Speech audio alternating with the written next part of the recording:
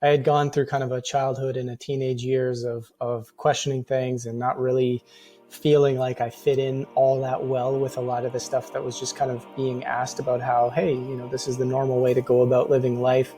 And over the course of that, I eventually started to question more and more about what was going on in my reality. And that kind of led to seeing and coming across a lot of things that kind of confirmed through some of the evidence what I had been feeling as a kid, like, hey, there's something about our financial system that just kind of doesn't feel right. Like, why are we doing things like this? Why are we unable to help people around the world when it seems like we have the ability to do so? Like, what's holding a lot of this back? And I started to see a lot of the infrastructural, the societal reasons as to why that was. There's a tendency within the alternative community sometimes to sort of blame solely those at the top that are doing this.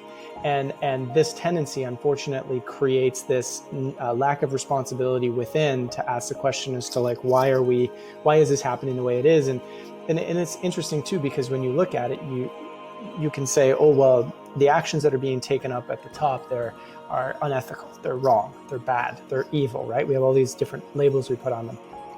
But when you were to look at really what they're doing a lot of the time, they're oftentimes operating out of a deep fear of losing whatever power, right?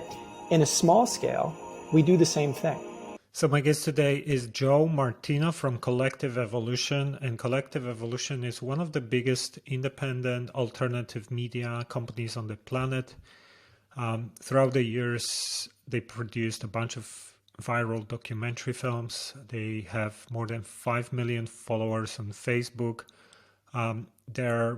They reached hundreds of millions of people. So Joe is definitely one of the more informed people in alternative media community. And we talked about a lot of really interesting things, anything from Mayan calendar, shifting consciousness, to things like Neuralink, brain-computer interface, microchip company started by Elon Musk. We talked about Great Reset, the term you might know from the World Economic Forum. Are we going to have a global economic collapse? That was one of the questions I asked him. How society is conditioned through media, education, even science, how we police each other or regulate each other and ridicule people who are questioning mainstream narrative. We talked about how big tech is crushing alternative voices. And this interview was actually filmed in late October 2020. So I made some predictions about COVID numbers, and they more or less became true. So keep that in mind. But everything else is up to date. And, I think Joe is a really interesting guy to listen to because, he's one of the most knowledgeable people in alternative media. And if you are not familiar with Collective Evolution, please go to collective-evolution.com or look for Collective Evolution on your favorite social media app. And if you're new to True Fear Podcast, make sure you follow us or subscribe on your favorite app. If you're watching it from YouTube, hit that subscribe button. It's going to help us as well, and you're going to stay up to date with new episodes. So without further ado, ladies and gentlemen, this is Joe Martino from Collective Evolution.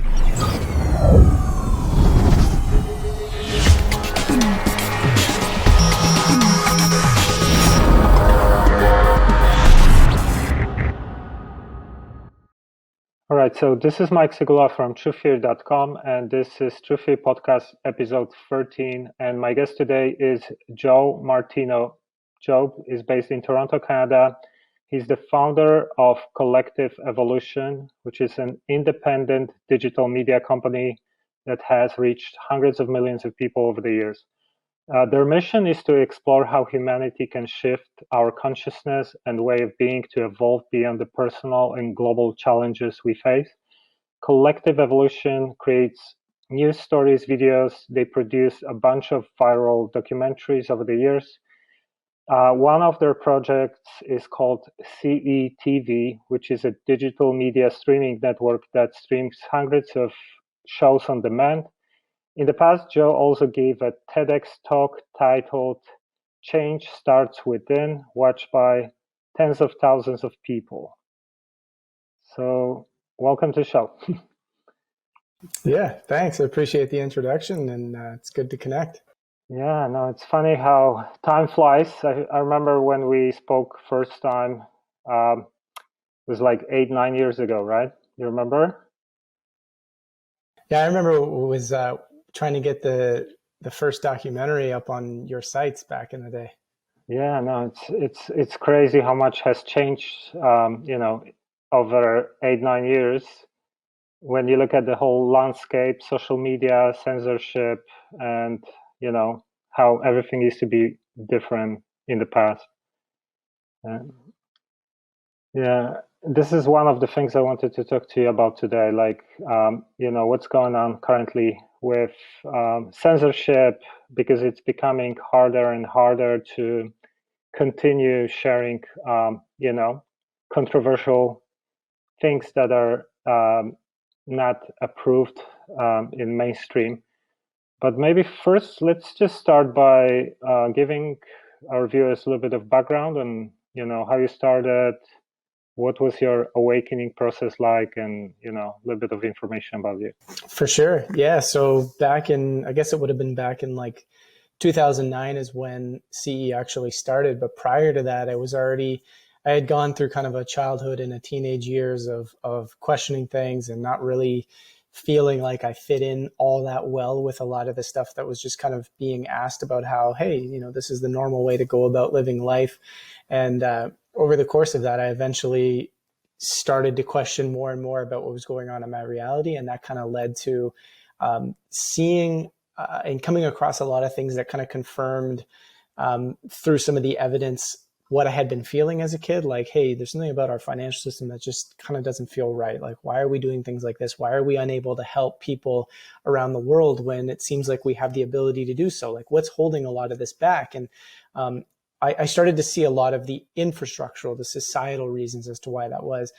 And then as I got into kind of like 2008, 2009, more so in 2009, I started to learn the more human condition aspect of it, the actual what we call consciousness behind why it is that we struggle to implement different changes on our planet. So there's the infrastructural side of it, which is our systems and structures. And then there's actually the way we think, the way we think about our reality, the way we think about ourselves, essentially our consciousness. That's another piece to this puzzle.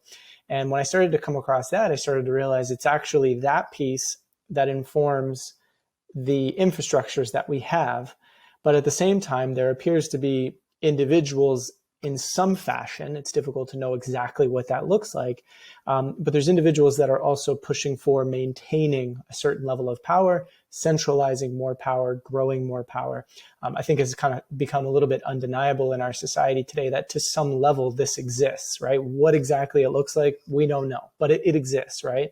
So once I started to kind of put a lot of that together and see a lot of that, I said, hey, let's talk about this journey of changing our consciousness, of shifting our consciousness, the way we think.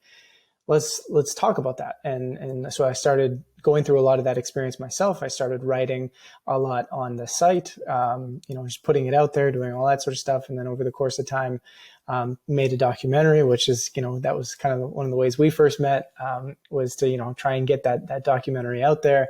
And that was, at the beginning, it was really just about, hey, how can we look at our world and ask the question, does the way we're living truly make sense to you on a deeper level? And if not, why is that? And what else could we be doing? And that kind of just birthed the whole conversation. I just wanted to ask you one thing, sorry, before we continue.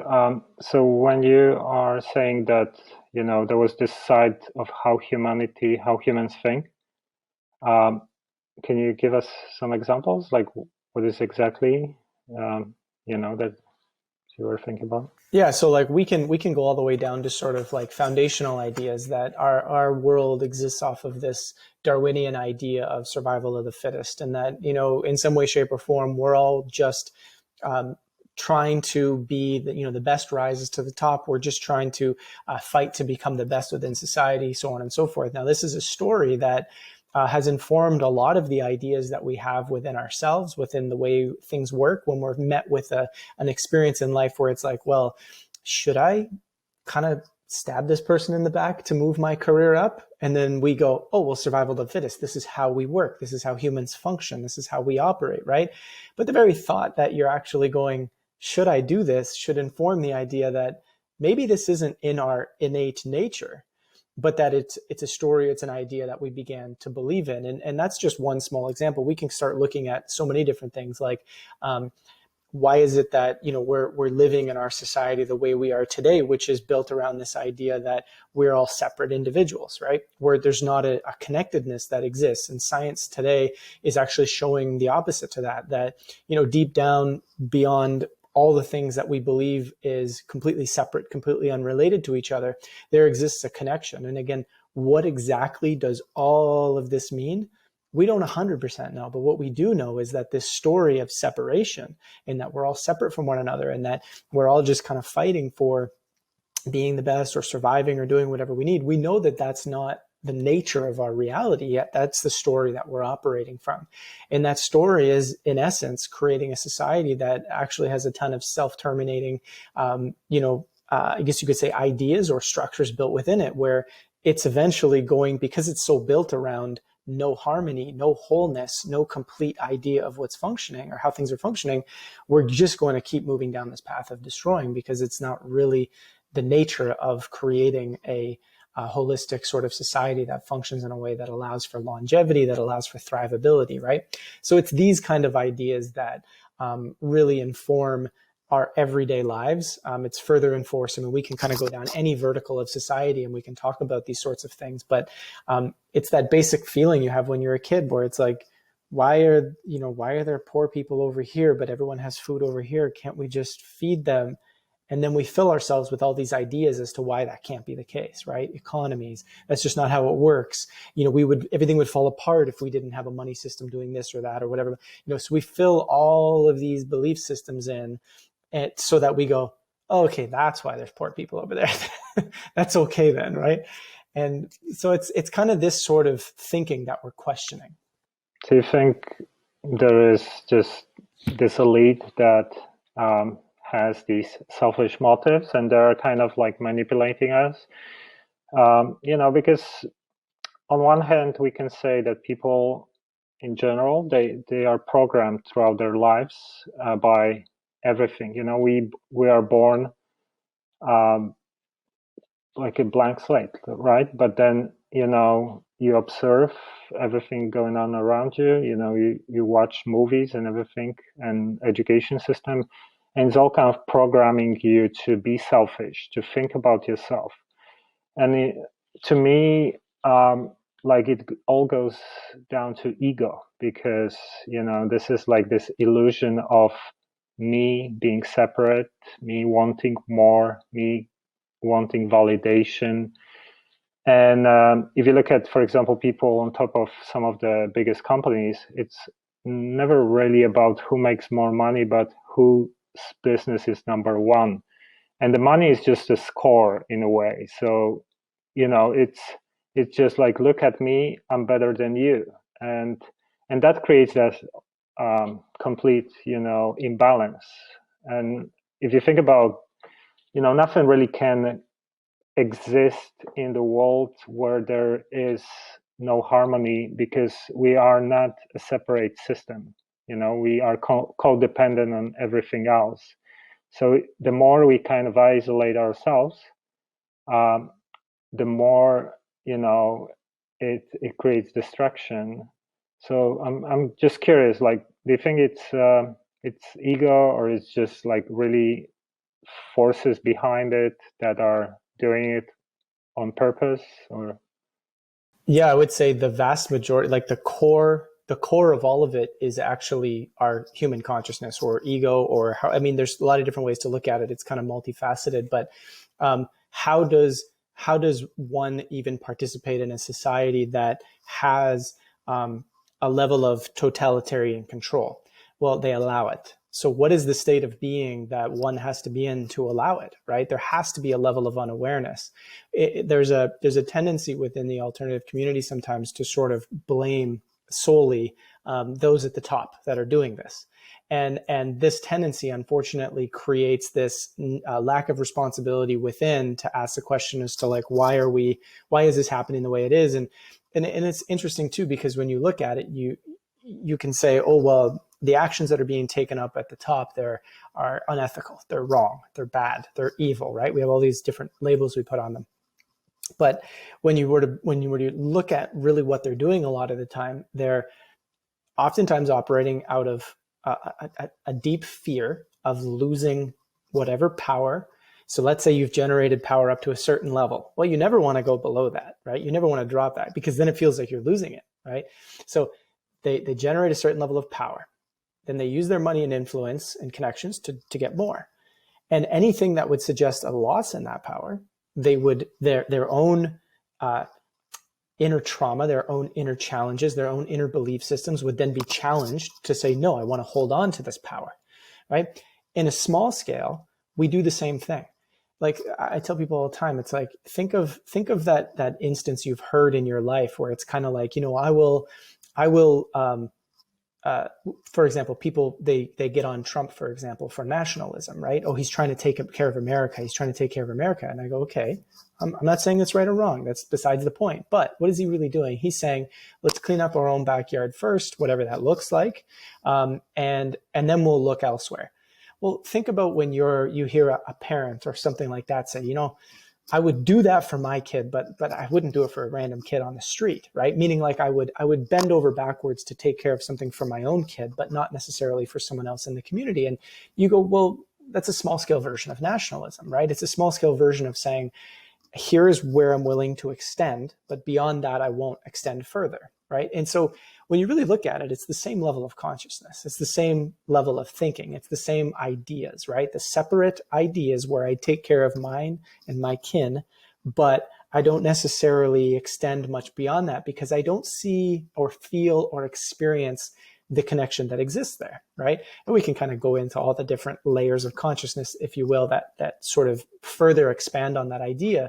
But the general answer to the question, or at least what I feel, is that we do have a world where you can look at what you might call an elite, which I view as multiple groups of people that are working to develop greater and greater senses of power. Again, there's a number of good examples that we can really look at with this that kind of show that, for example, pharmaceutical interests will buy up media organizations or will gain influence over media organizations so that they can use the media to maintain a certain image or a certain perspective about pharmaceuticals within the public, right? Like we see these sorts of things happening where they're using power and influence to gain more power and influence, right? But I really do think that a lot of what's happening there is just a perfect reflection of our general collective state of consciousness and what it's allowing to happen and what we're participating in and what our lack of awareness or the lack of deep questioning of ourselves is really creating. And ultimately, the question becomes, if you were to begin moving beyond, whether it be the egoic programming or the deep belief systems that we have going on within ourselves, and you start saying, well, what type of world would we actually want to create deep down within ourselves?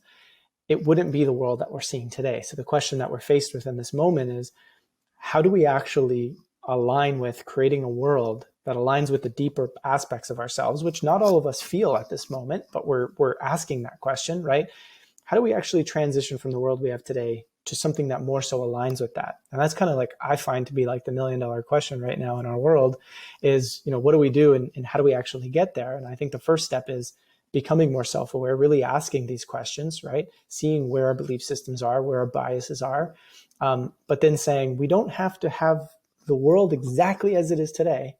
So you're free to think beyond that. But how do we get there? Right? Hey guys, Mike here. Just very quickly, I wanted to tell you about our sponsor, Ra Optics. They create these blue light blocking glasses, and I'm not someone who needs regular eyeglasses. My eyesight is fine, but if you are someone like me who spends most of the day in front of the computer or indoors, then you are exposed to artificial light, which can cause eye strains, issues, headaches, fatigue, sometimes disrupt your sleep patterns and circadian rhythms.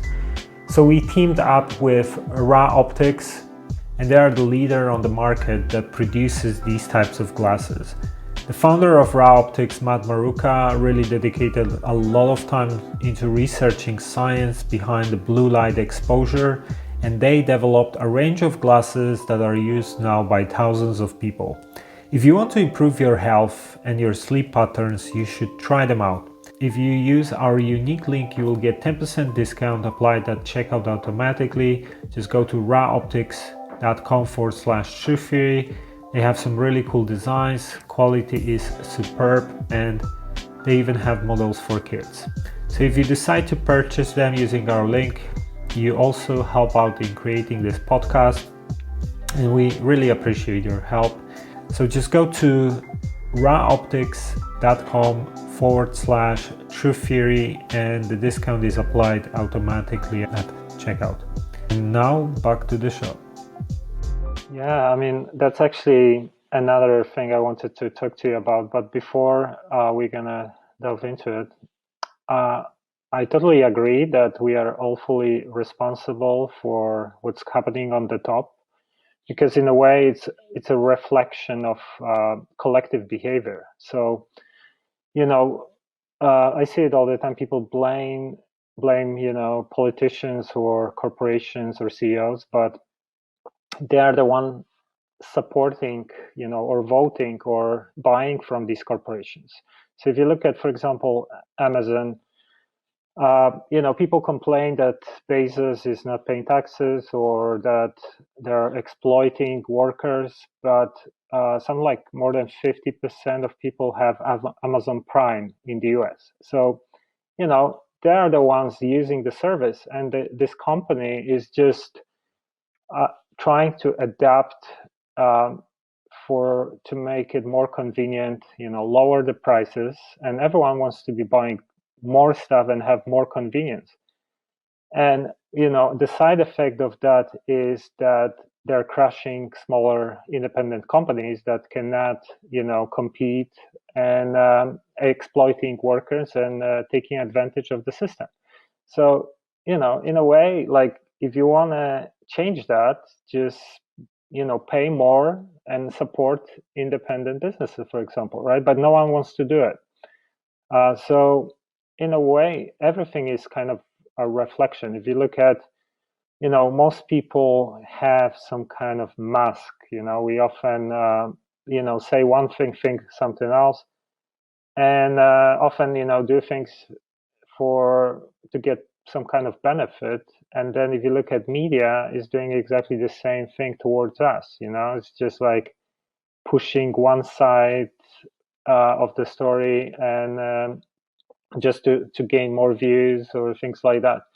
So in a way, all these things are kind of fractal patterns, as above, so below. And, people have choices every day. Like, you either, I don't know, binge watch some shows on Netflix and spend your time on scrolling Instagram, or you can start digging and educating yourself about the world and what's really going on and how to improve yourself. And the knowledge is there, it's accessible for everyone, but most people choose one thing over the other. So I think we are in a way linked. The system cannot exist without us. And but how can we change it? What can we do? Like, what's your view about it? Well, and this is the interesting part of it, and it's often an area that,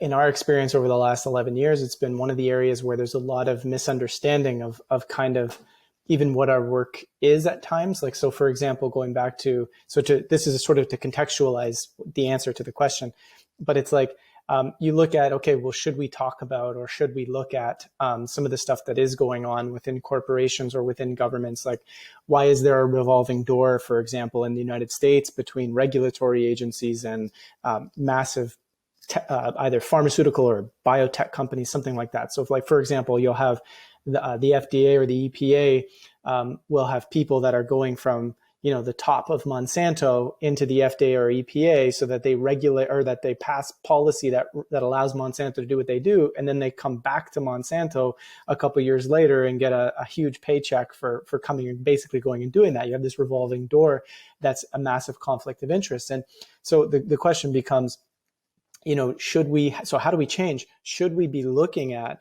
what's going on behind the scenes that we're unaware of, right? That things that we call, I don't want to say even conspiracy, but I mean, part of it is conspiracy. Part of it is just corruption, right? What we call corruption. You have people taking actions that are kind of done, but not really that obvious to the public. The media doesn't necessarily report on it. Nobody's really clear on what's happening, but we live in this illusion, if you will, which is kind of like the first step to our work that we call breaking the illusion, which is essentially to say, like, we believe in this idea that's like, okay, we're just here and we're all doing our best, right? We elect government, they represent us, right? They have good intentions, and those intentions are to just try and make society run the best, give opportunity to everybody, make the economy as best as possible, all these different things, right? And that illusion is not necessarily accurate when you begin to look at what goes on behind the scenes. Now, it doesn't mean that it's like a super nefarious plan and everybody's evil and la-di-da-di-da. It's usually a little simpler than that. There is something to say on some of those things, but it's usually simpler, right? And so the general point is it's like, when we start looking there, we start seeing, okay, there's something that goes on behind the scenes that you may not be aware of, that is not to your benefit, that does not match the story that we live in this world where everybody's just operating from their best intentions. There's a great deal of corruption. The system is set up to oppress, right? If you look at the way the financial reserve banking system works, right? Central banking, it's not really designed for thrivability, right? It's not designed so that pure market capitalism can even exist, right? These are all illusions. So the first step to changing is realizing, wow, what I thought my world was isn't really what it is. Okay, so now it goes, okay, so what is it? And this is where we start asking the deeper question. Okay, well, so what is going on? Well, we find it's really hard to figure that out. You can figure out pieces, you can start finding evidence for stuff that really starts to paint a different picture, but it's really hard to figure out exactly what all of the problems are and exactly who's responsible. It's very complicated. But what we do know is it's not what we thought it was.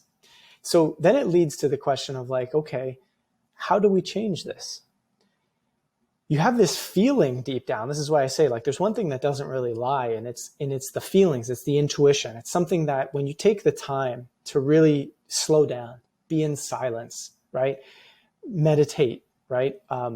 Really observe, where are my ideas coming from? Where are my belief systems coming from? Who am I? How do I really feel about something? Not what has the media or education or society or my friends or my family or my tradition or culture told me how I should feel about something, but what do I really deeply feel? And a lot of people, that's an intimidating question, because they're like, I don't know. And I don't even know the first thing about necessarily figuring out how to know. How do I even trust what might be how I feel versus what I'm thinking, right? How do I trust that? And it's like, that right there is the first step. That right there is the first step of saying we need to develop enough of a relationship with ourselves built on self-awareness, built on introspection, that we can actually start to determine, what do I actually feel versus what is my thinking and programming? And it does take time, right?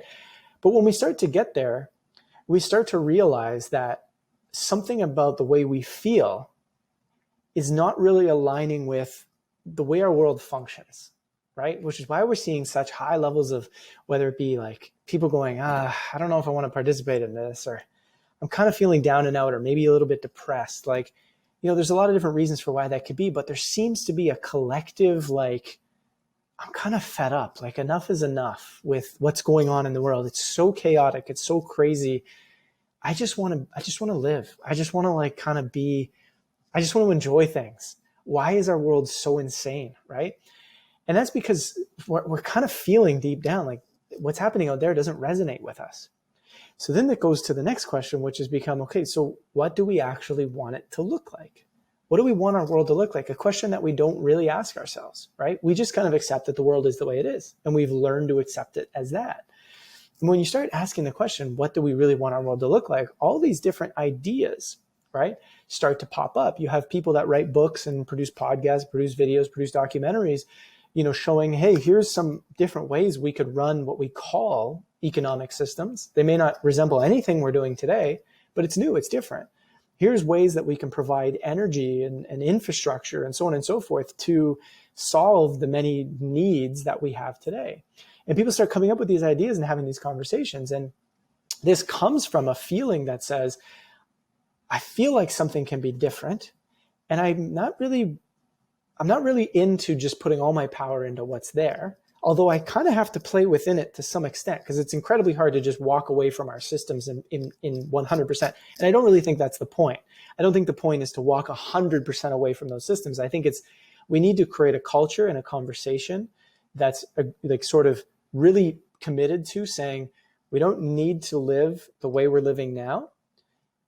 Let's allow ourselves to step beyond that, to imagine, to be somewhere beyond that and say, what do we really want to do? What do we really want it to look like? And there's a ton of creators out there, and you may have your own ideas yourselves. You might have pieces that you want to insert into conversations that are going on. All of our engagement is important in this, because if we leave it up to, some politician or some government or some person is going to come along and just put the whole system together, it's not going to happen, right? So we have to engage. So how do we change it? It's the process. First, we got to break that illusion, realize the world isn't necessarily what we thought it was. Get into a couple of ideas of understanding how things actually are, but don't get caught up in all the blame and all the anger and all the resentment towards things about corruption that you might find out. Then go into developing that deeper relationship with yourself. From that position, you're going to start to have deeper ideas that are going to resonate more with you. It will inform how you want to participate in helping to create a new conversation and a new culture through which the action of creating a system will come out of. So that's kind of what I see. I don't have an answer, right, or anything like that. I have a culture, if you will, a conversation that needs to happen. Yeah, sometimes I've been thinking quite a lot about, especially, alternative media. Like, there is this focus on pointing the fingers on what's wrong in society. And I was thinking about it. Okay, it's really important because it's the first phase where people need to realize that there is a problem. A lot of people don't even know about a lot of these things. So, but then I see a lot of people who are really like becoming, I don't know, aggressive or angry at the system, or seeing all this information all the time, and makes them often disempowered. And this is like why I think, you have to have balance. And first, there's this phase of understand the problem, and then what is the solution? What can we do about it?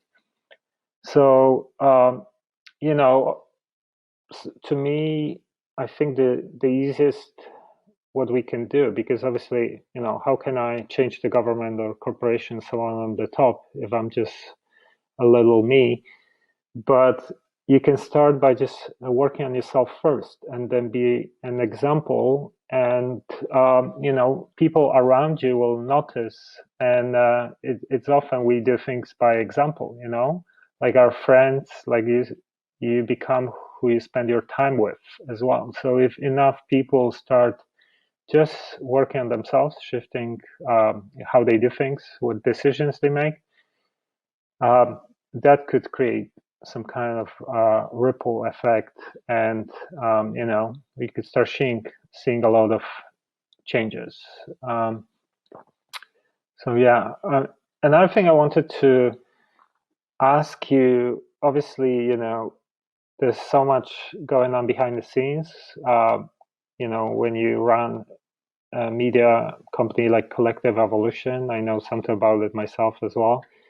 And a lot of people don't even understand like the amount of challenges that we have to face, with censorship, with algorithm manipulation, and all sorts of things like that. So maybe you can tell us, like, what are the current challenges that you guys face as a company? And let's just see what's going on.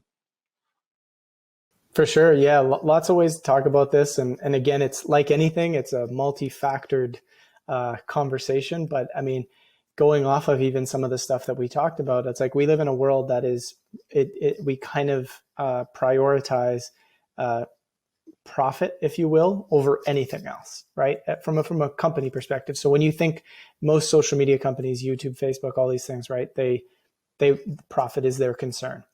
And so they've made a lot of decisions over the course of time that have been geared towards, well, profit is number one. Who cares about necessarily what's good for people, what benefits people, what they want?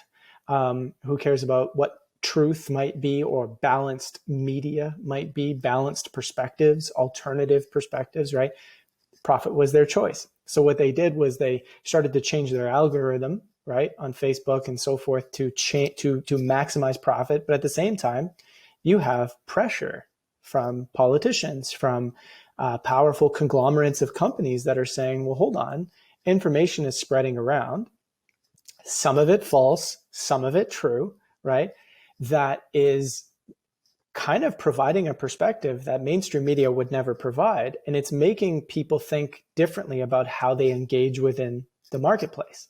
Meaning, well, if I'm thinking differently about pharmaceuticals and I'm not really wanting to participate in them as easily because of what I'm learning on social media, then pharmaceuticals are going to potentially lose their profit, right? Biotech companies. I heard a stat the other day. This blew my mind. There's an interesting statistic where it apparently with Monsanto, if the organic food market were to hit around 16% market share, essentially Monsanto would be no longer viable as a company that's producing food. And so they would pretty much go out of business. And when you really look at it and you see what Bayer bought Monsanto for, it was such a small amount of money given that Monsanto controls so much of the global food supply.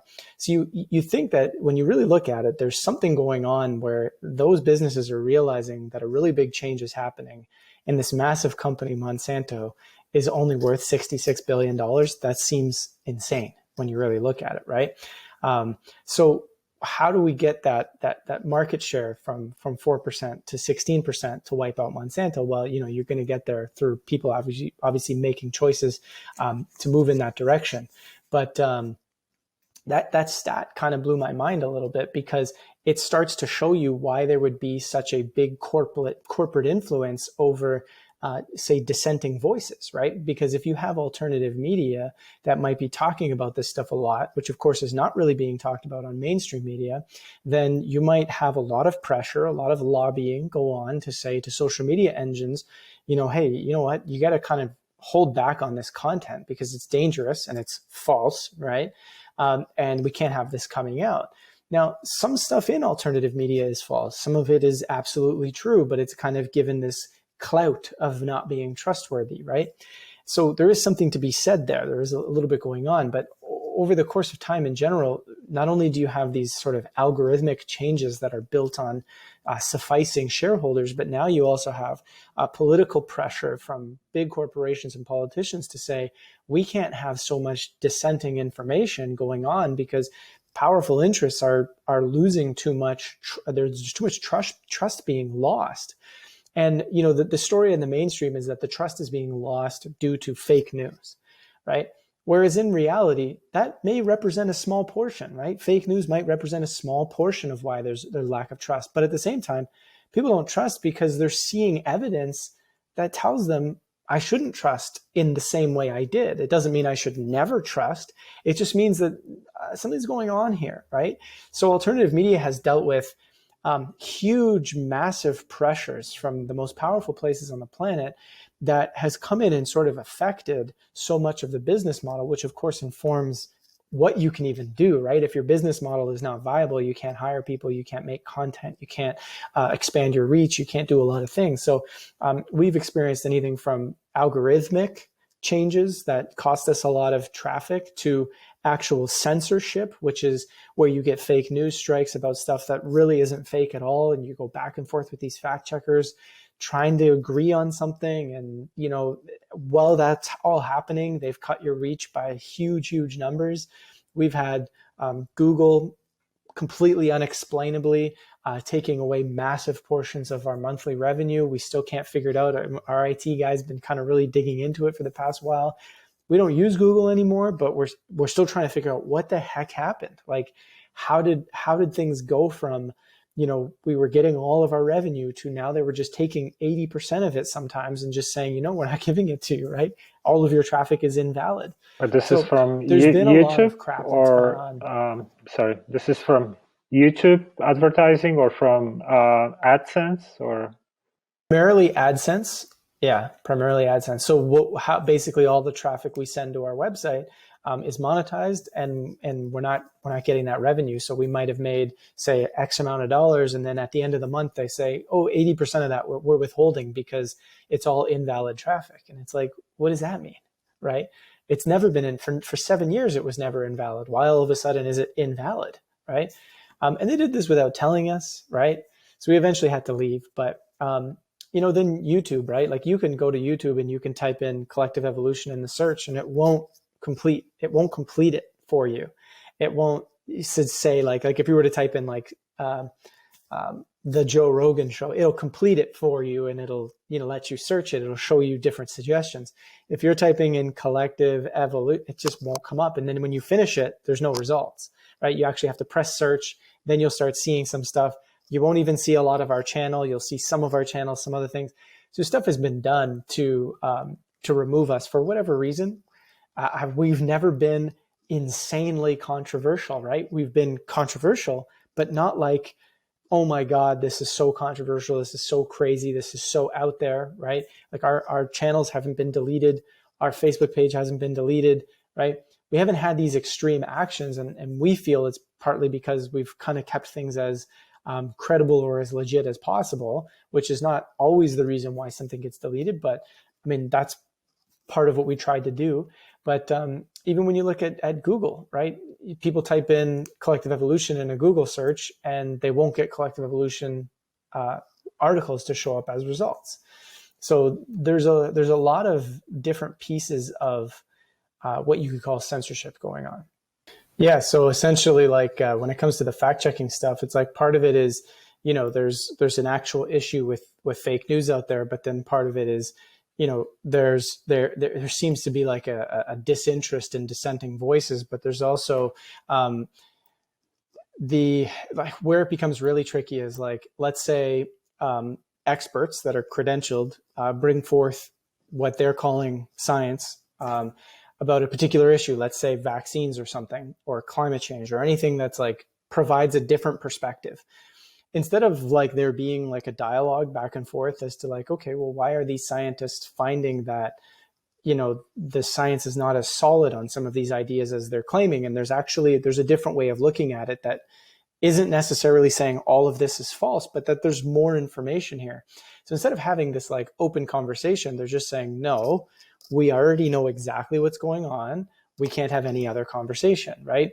And that's kind of what we've experienced a lot of, is because we when we talk about a lot of the things that we do, we try and focus solely on what is credible, what is evidential, what can we, what experts are saying, what can we actually look at that is a meaningful contribution to this space, as opposed to just kind of an opinionated, speculative contribution to the space. And we've had a lot of back and forth with fact checkers as a result of that. And when you get into those back and forths, so when they mark something as false, not only does it harm your reputation because it kind of follows you around Facebook. Oh, look, this is a false piece of information. This is false, right? But they also cut your reach back considerably. And it can take a long time for that to rebuild, especially as you're going back and forth with them to try and come to common ground on removing the strike. And, we've had periods where they'll like plop 3 strikes on our page. We'll deal with them, and it'll take 10 days to get everything done. And then you start rebuilding your momentum. And then as soon as you're rebuilt, they plop 3 more on there. And you're just like, it just seems to be like clockwork, right? And half the time, it even just happened recently, there was I think there was 9 strikes that showed up all at once. And it was all of the strikes that we had already gotten removed over like kind of the second quarter to the fourth quarter of this year. All the ones that we got removed, they just like somehow they got plopped back on. And it was a technical glitch on Facebook's end, but it cost us huge. It cost us a ton of reach, right? Our page just grinded to a halt, which means our revenue kind of grinds to a halt. And these things are all just kind of happening. And these are huge challenges for alternative media, because if you're trying to do something the right way, like you're credibly and integrally trying to do something the right way, it almost doesn't matter. If your opinion does not entirely match what the mainstream is, you're going to have some challenges. You won't have as many challenges as if you're making a lot of claims that are not backed up. Like a lot of those pages are getting really aggressively, pushed on, while the ideas they share might be, kind of interesting. Sometimes the way it's shared is not going to fly with the mainstream. I'm not saying it's right to censor those pages, but I can see why those pages get censored. Whereas when you're really trying to do things the right way and you're still getting censored, that's tricky. But we've been able to really limit the censorship by being careful about how we talk about every controversial subject. And it's worked pretty well, but you still have 10, 15% of the time where they're going to censor you anyway. Yeah, so how you talk about the subjects to not get censored? Yeah, so you stick to as much credible information, show all of your sources, right? Which we've always kind of done, but always just include what the mainstream perspective is on it. So for example, the mainstream will tell you, or you might have this organization who will tell you this about the subject, but here's another way to look at it. Or, here is the other way to look at it. However, if you were to consult this and this agency, they might say this.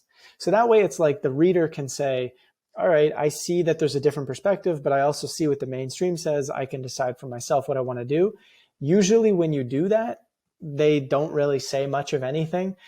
There's been times where we were probably one of the craziest recent versions was the fact checker forced us to put in a sentence that said, regardless of the CDC's low death rate numbers, low mortality rate numbers for COVID-19, you have to include a line that says, but COVID-19 is still a dangerous and deadly virus. They forced us to put in that line. So all we did was report on the CDC's own numbers and said that, the CDC has now found that mortality rate is low and this, that, whatever. We didn't say anything else. We didn't say, oh, this whole thing's a hoax or it's all a scam. We didn't do any of that stuff. But they said that because you're basically saying that the mortality rate is low without telling people that it's really dangerous and it's a really deadly virus, we can't allow that. So they forced us to put in that line, which that was narrative control in a big way, because that was the first time they were saying there's just not enough fear in your article and we need more fear. So that was kind of a bit of an interesting scenario. Yeah, I actually had my period when we had to deal with fact checkers, and sometimes it was really ridiculous. I remember one time we had this story that was just reporting on different perspectives of different experts on where the virus originated. So, there was a bunch of guys claiming that maybe it came from the lab in Wuhan, and the other group talking about bats and the market.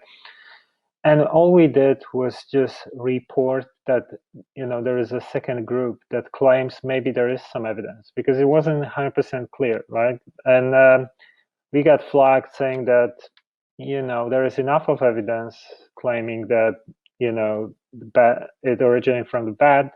And we are, even though we didn't say anything that we believe one or the other group, we just got flagged because, it seems like we indicate that it might not be the case, which there was no 100% evidence for. It was just, maybe the highest evidence, the evidence was pointing towards one, outcome, but no one actually got there and found the bad and all these things, right? So this is the way I see it, it's like this another layer of censorship, where whatever is currently mainstream opinion, even though if it's going to change like week from now, like whatever is the opinion now, like you gotta be confirming that with your stories. If you're not, doing it, then you have false information. And, think about like when the war in Iraq started and there was a claim of weapons of mass destruction. And that was the official story in that moment. So if you would, say anything else, saying anything different, and you would have fact checkers, they would say, you spread false information. And then, couple of months later, whatever, like we found out that there was no weapons of mass destruction. So, it's just really crazy, because in journalism, it's very often that nothing is crystal clear, and you have to have that room for speculation and showing different perspectives. And currently it becomes extremely hard to do things like that with this environment, and people don't even understand that it's not about, your story gets flagged. Your Facebook page and every other Facebook page that shared that story is having reach decreased by some really big number, like 20%, whatever, with each each strike. So if you get like 5, whatever, you are losing literally, most of your reach that you've been building for years and years. You probably know you have like over 5 million followers on Facebook, and you've been building that following for like 10 years, right? Yeah, and the reach these days is probably lower than it was like 8 years ago, right? Yeah, when we had like 200,000 people following it. Yeah, and I think this is the interesting part of it, is it's almost like there was this classic sort of bait and switch moment for Facebook, where they said, "Hey, come here, bring your business here, spend all your time and energy." Like people will often say, Facebook's giving you a free platform. It's like, you're right, but we still had to employ 13 people down here in our office and pay them real money, right, to work full time, right, so that we could build the assets, the content, all the different pieces of value that we provided an audience on Facebook. That one brought people to Facebook, kept people using Facebook, and at the same time, so it's like, so we spent all this money over the course of time, millions of dollars spent building up the content assets, everything like that, so that we could put our stuff on Facebook. So it's not like we just like did it all for free. Like, we just, oh yeah, it was no effort, no work. We were just making tons of money. It's like, no, you spend tons to make, well, it depends. You spend tons to make tons, but the profit margin is not huge, right? And so that's what you had to do. And then Facebook just says, well, thanks for bringing all these people to Facebook and help making Facebook a big success, right? You're one of many, many pages all over the world. Now we're just going to crush all your reach. You know what I'm saying? And so that was kind of like, again, it's a question of, did they do the right thing? That's subjective. Did they do the wrong thing? That's subjective. What they did was in accordance with what we were talking about earlier, which is a world that values, the corporate influence and the financial gain, the profit margins, appeasing shareholders, more power. Everything always has to grow. You could never grow to an incredible spot and then just sit there. You can't do that. You have to keep growing, right? So all of these bases of how our system functions is basically telling people all the time, you continually have to make really kind of nasty choices. You're challenged to make nasty choices. And if you don't make some nasty choices, it's going to be really, really hard for you to stay alive. And that's part of the story here when it comes to Facebook, is that there's another part of it that is censorship, that is political pressure. But that's also part of the story. Yeah, and I think, a lot of people don't actually understand why is it so important to vote with your dollars. So, people want free stuff all the time, like, YouTube is free, Facebook is free, but it's not really free, because, they make money on ads. And we give them all our power. So within a couple of years, you suddenly have like a handful of corporations that control most of the traffic, and on the internet. So basically they become the internet. And once they took all the power and they have all the users, now they start doing whatever they want to do. They like share your data or censor guys that they don't want to see, or whatever it is. So it's like, you see, we gave them our power, and once they have that power, they start doing what they want. So this is the dangerous thing that people don't understand. Like, by just, nothing is free. It's like, you have free stuff, but then it's, you give power away to the big corporation. And this can cause a form of enslavement, because if you look at convenience, like, Amazon, step by step, you start understanding more and more about you, with like Amazon Echo, Alexa, these kind of things, start measuring your house. Google basically, records your stuff, all these things. So at some point through that, convenience, freedom, cheaper prices, free stuff, like, we're just going to become the product, or we are already becoming. And then, they have full control and full information, and that power can be abused. We saw what Facebook was doing with Cambridge Analytica and things like that. And, think about like what's happening if you have, at the moment, you can still switch off Alexa or Facebook or, your phone, whatever it is. But once we have microchips like Elon Musk's Neuralink that is actually plugged into your brain and can, shift what you see and all these kind of things. And you have these corporations that have so much power and knowledge, that becomes a dangerous path. So I wanted to ask you, what, you probably know a little bit about this project, called Neuralink by Elon Musk. It's a startup that basically works on this brain-computer interface. It's a kind of microchip that you install in your brain. They actually drill a hole in your skull, and it will allow you to, connect to the internet and basically, stream information and things like that. So, what's your opinion about it? Yeah, I think like with anything, so much of it comes down to the level of consciousness, the state of consciousness that is engaging with a tool or that is engaging with technology. So, for example, let's say you could make the argument that Elon Musk's Neuralink project could be very valuable for people who lost a limb. And maybe down the road, we're able to produce a very good robotic limb that's connected to the brain that allows to have complete motor function over that limb. And it's like you brought an arm back, right? You could make that argument. And I go, okay, great.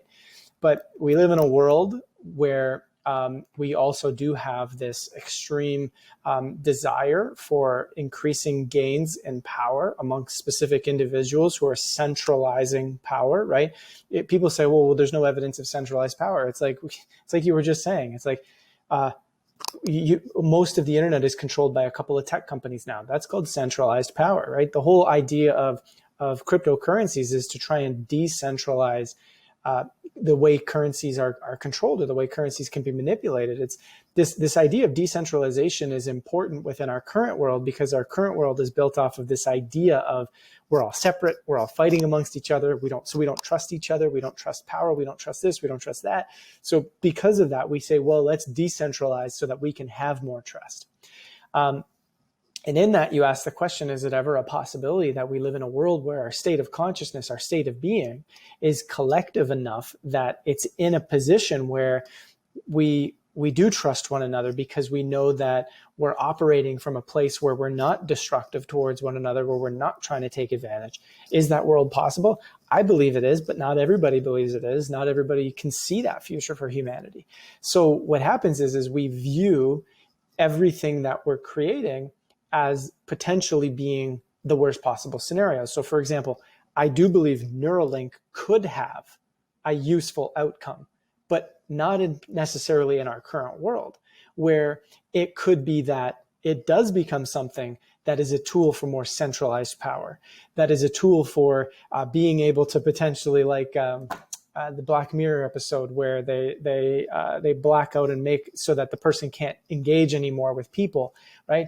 I don't think these things are far-fetched realities at all. I think we're not that far off from having that type of technology, and I think it could go in some of those directions. But what's really going to cause that? Humanity's state of being, state of consciousness, the way we think, the way we give up our power to people, the type of world that we choose to create based on who we are as people is what's going to contribute most to that. It's likewise saying that if we view these technologies as only being a great idea, right? Oh, that's amazing. Wouldn't it be amazing to have that? Like, if we're all just kind of sitting as, in a chair somewhere or just hooked into a virtual world, that'd be amazing. If technology ever got there, unbelievable, right? That's also a naive way to look at it, right? So there's different sides. And I really I feel like it's so much of this comes down to just how we are as people, our state of consciousness. Are we responsible, if you will, enough to have that type of technology? Would you take a machine gun, go into a playground and say, hey kids, here, you can play with this, and trust that they have the capacity to know that this is a dangerous weapon and that this could kill each other? You wouldn't, right? You would say that they're not quite at the spot within themselves where you could give them this tool and they would understand the ramifications of it. I believe humanity's in a similar boat, but we don't like to admit it because we feel that as adults, we already know what all the dangers are. Yeah, we know, right? So, but in reality, yeah, a tool like Neuralink could be like giving a machine gun to a child. If we don't have the inner state of consciousness, the inner state of being, the stories, the narratives, the understandings of ourselves, to know when that tool could be used inappropriately, that may be technology that could be, quote unquote, dangerous. Hey guys, Mike here. Just a quick note. As some of you know, currently on the web there are some serious attempts to censor the information that do not fit the mainstream narrative. And we at Truth Theory have experienced that firsthand. We have been shadow banned, we have been demonetized, we even lost some of our accounts. So now more than ever, we need support from our followers and people like you. So we accept donations. If you want to help us out, just go to truthfear.com/donate and anything helps. We also accept cryptocurrencies. And we've been creating free content for the last 10 years. And our goal was always to just expand consciousness of humanity and raise awareness about important things. But it's becoming increasingly harder to do so. So any support helps. And, thanks a lot for supporting us. And if you cannot help financially, that's not a problem. Maybe you can share our content on social media, share it with your friends. That always helps. And we are on all major platforms, so make sure you subscribe as well. We're on Facebook, Instagram, Spotify, Apple Podcasts, YouTube. Just search for Truth Theory or Truth Theory Podcast and make sure you follow us or subscribe. And again, if you want to support us, just go to truththeory.com/donate. And now back to the show. Yeah, imagine that whole population has to have something like that installed. And then look at what's happening already in China, with like full control. Think about, your government suddenly has access to your thinking patterns. You're going to think, oh, I hate the government, and boom, they can switch you off or whatever. But another thing is interesting that a lot of people think, this is going to be an optional thing. If I don't want to have anything like that installed, I don't have to. But, we might have a situation where, if a person who has this kind of device installed is suddenly 10 times more productive or 100 times more productive, then, who's going to get a job? The guy who has Neuralink installed or not is like the same thing. At the moment, try to go get an office job, but you decide to not use the computer or Google or smartphone, things like that. It's almost like it's impossible to do because it's just the system is forcing us to use these tools.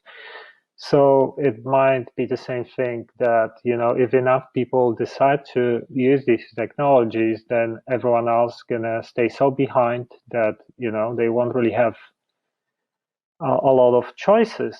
And, if you look at history of some of these big corporations, like how they mishandle data, like, Facebook, for example, how can you trust a corporation that has access to your ideas, thoughts, emotions? Like, this is like the ultimate, spying tool in a way, and even more than that, So it's very, very dangerous to allow, a single entity to have such a big power, and they just try to market it as something cool. We're gonna stream music directly to our brains. Oh my god, so much fun. I love it. And obviously, first stage would be just let's work with medical patients, because they often have no choice. So if this is the only opportunity you have, why not take part in it? And then that also can create a good marketing campaign, because you see, this tool is so amazing that it helps people, blind people to see, or helps people to walk again. So I think it's a very clever way of trying to push tools like that, and so they can become mainstream, but at the same time can be extremely dangerous. And another thing I wanted to talk to you about, we've been obviously over the years talking about shifting consciousness, and I know that your documentary is also focused on that side. And years ago, everyone was talking about Mayan calendar and predictions and prophecies. So do you think we are going through some kind of major shift in consciousness, and how it's going to look like? What's your view about it? Yeah, it definitely feels and seems like something's going on. Like one of the films I made really looks at this idea from a scientific point of view, from an ancient culture point of view, from a let's look at our modern world and see what's going on. And I think from all the way from the very least, we can say that there's a lot of rapid changes and in the way we're thinking and the way we're seeing things. And there's a lot of rapid changes in things like polarization and really having so much of our collective sort of belief systems, traumas, differences, all these sorts of things sort of flying up to the surface, and we're dealing with them. And people might look at, well, yeah, no, that's just, we're all just have gone crazy. That's one way to look at it. Another way to look at it is to say, well, what comes from facing all these things, right? We generally have to work out the challenges. We have to work out what causes us to have such polarizations, what causes us to have such deep belief systems about, the color of our skin, or why we judge people based on stuff like that, or why we put so much importance on that as identity anyway. All of these things that come up cause us to have these reflections, these conversations. And a lot of times these conversations are trying to be pushed by mainstream media, mainstream culture in a certain way. But there's a lot of people behind the scenes, or, you could say in more the underground, the independent world, that are having very different conversations. And a lot of those are based around having experiences, right? Which a lot of people can have anything from meditation to using other ways of achieving like ecstatic states, like using drugs or using breath work, or using some people do it through extreme sports. Some people just have it after a car accident or something, where they suddenly are like questioning very deeply what's going on in their reality and who they are and why they're here. But a lot of these altered states of consciousness are allowing people to see, wait a minute, like I wasn't really my body, or I wasn't really who I think I am. Yeah, so a lot of people are having these experiences of altered states of consciousness that might shift anything from what their outlook on life is, who they are, who they think they are, their identity, them realizing they're not their body, but that they have a body, and that their consciousness exists, somewhat outside that. Like let's say when you die, or let's say you can induce an experience that brings your consciousness outside your body. And in this, it begs a lot of questions. It's getting people to reflect on a lot of things. Why are we here? Who are we? Why are we interacting with our society the way that we are? And when we have this shift in outlook, it starts to say, well, maybe I don't want my world to be, exactly the way it is, right? And it appears as though there's a lot of people that have become highly interested in exploring these different states of consciousness, because there's something deep down about our world today that isn't quite fulfilling, isn't quite resonating. And, is there a whole bunch of scientific discoveries or scientific studies that have said, yes, all these people are feeling that something's not quite right? No, this comes from anecdotal experiences of talking to tons and tons of people. When you hear from people all over the world, they're saying, I just kind of want life to be different. I just kind of want things to be like, something about this just doesn't resonate. Like, I'm tired of the chaos. I'm tired of this. You have enough of these conversations. Just ask yourself, right? You can feel that something doesn't resonate. And so you got to ask the question, is there a deep part of ourselves that is saying, I want to change things, right? I may not know exactly what I want it to look like, because I might not have asked myself that. I might not have gone through that, but I want something to change here. There's some deep change that I want. And that would relate to what we might call a big, massive shift in consciousness that begins to rewrite, this is a process we would engage in, who we are, why we're here, how we want to create our world, how we want to create our reality. Like, these are deep, deep, big questions that it seems a lot of people are asking. And if they're not asking those questions, it feels like society creates a scenario where it pushes people to ask these questions, right? With COVID, it's been a global, okay, what is normal now? What is the new normal? And with COVID, there's also this question of, I can't trust necessarily, and this is happening on a big level, what government or big tech companies or scientists or whatever are telling me I should believe about this. And I'm not trusting what the new normal is. And so I'm begging the question, what do I actually want to do? Right? And so many people are going through this really, really big questioning right now, which again is a way of saying external event creates a scenario that causes reflection. We seem to be having many of those events happening in succession, right? It used to be that a massive, huge, large-scale event would happen once every, say, 50 years, and then maybe every 30 years, and then 20 years, and then 10 years. Now it seems every couple of years we're having these huge, like, okay, well, wait a minute, what the heck are we doing here? And it's creating polarization to some extent between people that are saying, hey, let's have some deeper, more meaningful conversations, and those that are saying, no, let's not do that. So I think there is a massive shift in consciousness going on. I think there's a lot of ways, there's a lot of connotations that go with that, or what that means. And sometimes we bring in all these spiritual ideas that may not resonate with everybody, right? And sometimes they come from areas that are not well thought out, right?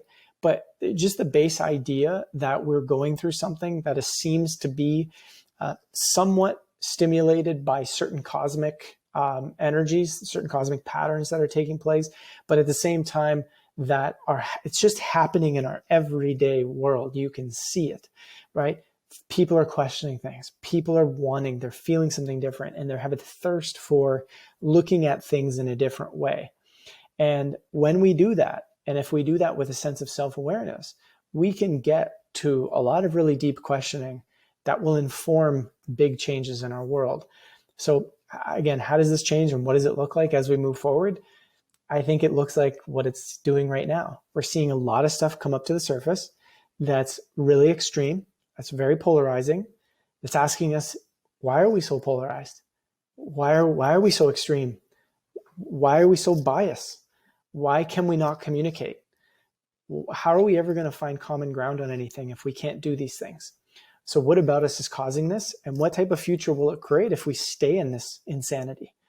And, the mainstream perspective or mainstream media might have you believe that, for example, all this polarity, especially in the United States, for example, is all just because of Trump, right? Trump he polarized the whole country, which is a lunacy idea when you really think about it, right? Because what does it take to share all this information? Well, the media has to get involved. We know the media has falsely positioned many things since Trump's presidency at the beginning. It doesn't mean that now you support Trump. By having this observation doesn't mean you support Trump. It means you have this observation. And so you say, are a lot of people's perspectives polarized because the media was profiting greatly off of having this massively polarizing narrative all the time? Well, of course, it became irresistible. Everybody was paying attention to media like crazy because it was so dramatic. It was like watching a soap opera, right? So the question becomes, did culture polarize itself, or did we even bring up a lot of our innate, deep, internal, unconscious polarizing ideas are now just right in front of us, and that Trump was just a little piece to that puzzle, but that this was always there, right? And so, I think, again, a lot of this stuff is just begging deeper questioning, almost asking not to be lazy and just believe whatever the mainstream perspective is saying is the reason for something, but actually think, like, is that the reason? Why do I even think the way I do? Why is it informed? Why are there so many other perspectives to mine? Is it possible that even some of those are correct? And if so, what does that say about mine? Right? This is the time we're in. This is part of a shift in consciousness. It's forcing us to gain an internal questioning, an internal reflection as to why we even are the way we are. Yeah, I mean, I definitely think that the fact that we have internet and can share information easily, this and social media is like another layer to that already.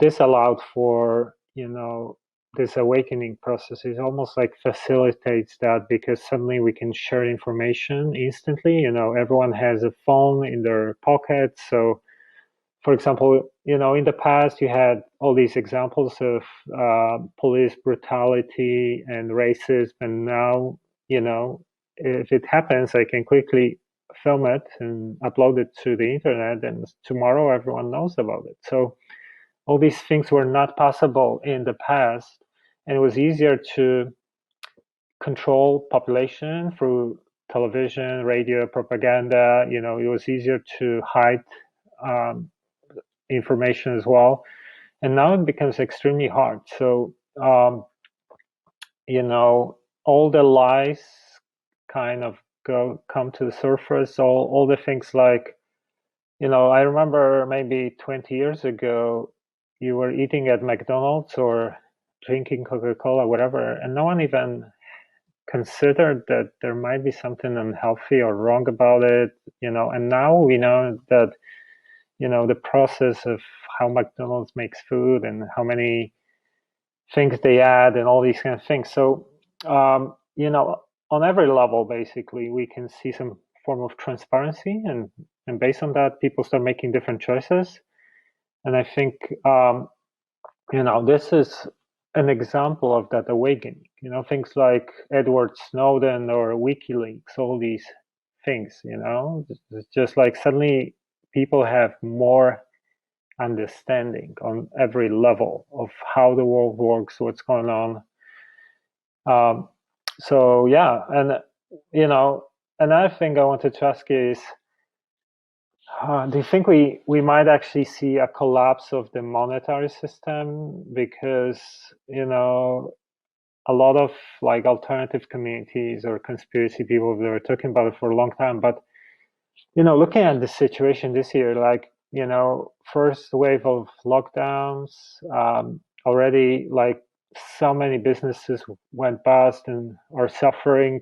And now, like, we just entered autumn and soon winter in the northern hemisphere, and we already see spikes almost everywhere, much beyond the maximum in the past. So, if the trajectory continues, like, we might see within 2 months, like 3 times the numbers that we see now with the virus, which, would mean that probably, there's going to be some really insane restrictions everywhere again, which would mean that, a lot of people would lose their jobs, and a lot of businesses would go bust, and it could create, even greater resistance, upheavals. And, I'm just thinking maybe we actually might see even a collapse of the system. I don't know. What's your view about it?